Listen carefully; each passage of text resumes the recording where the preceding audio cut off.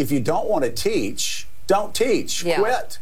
Just stay at home and stop teaching children, okay? Because when you set up that barrier to getting back to class, when healthcare officials say that you can still be testing positive 30 days after, well, you obviously, if that's your standard, you're either ignorant when it comes to science, or you just don't want to be in classes. And if you don't want to be in classes, that's fine. Listen, thank you for your service to our children. Now go get another job. That was MSNBC's Joe Scarborough scolding teachers for having the audacity to want to work remotely during a global pandemic. Now, ironically, Joe Scarborough himself is working remotely. Why aren't you in your studio right now, Joe? Why aren't you currently at work yourself? If you don't want to work, Joe, maybe you should quit your job. I don't know. I mean, I'm sure that somebody else would happily take your position over at MSNBC, where you make $8 million a year to talk. But I mean, he just exudes elitism in this clip, and it is insufferable to me. Now, in case you missed it at the beginning, he was talking about an article that he referenced that's from USA Today, and the title reads, Virtual Walkout. Chicago teachers vote for remote learning. City cancels classes for most of its 330,000 students. Now, when you dive into the article, you learn that the teachers didn't vote to... Clear, too, that I met so many teachers, and Ainsley, your sister's teacher, and your mom was a teacher, and I met so many teachers. I went to about 18 cities over the last 2 months, and so many people say, I know Fox doesn't like teachers. I go, no, you got it all wrong. Fox is in awe of teachers. The unions that are in control, that they're forced to join in order to get a job, that's the issue.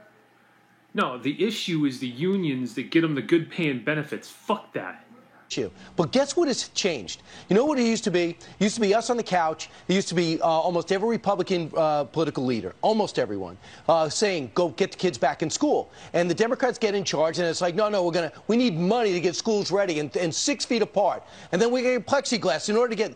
And now all of a sudden things have changed. If you see the new mayor of New York City, if you see Lori Lightfoot of Chicago, if you see what is happening in Los Angeles, everywhere you go in Massachusetts, the moderate governor, a Republican governor, who has really gone liberal on so many different causes, is now pushing back, all on the same page, saying kids need to be in school. And guess the only people standing in the way are teachers' unions.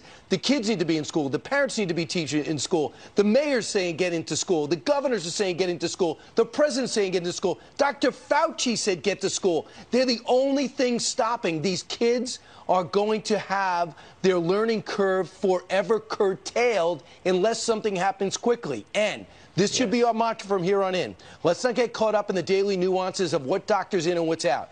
It's called live with it. Go to work, live with it.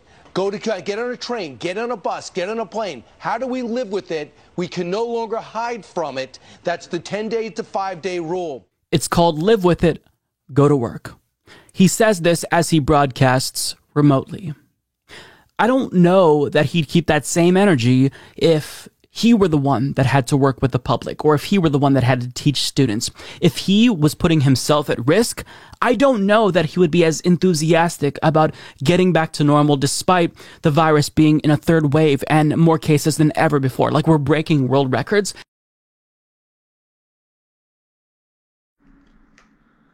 Yeah, I don't want to go back to work. I don't feel like it.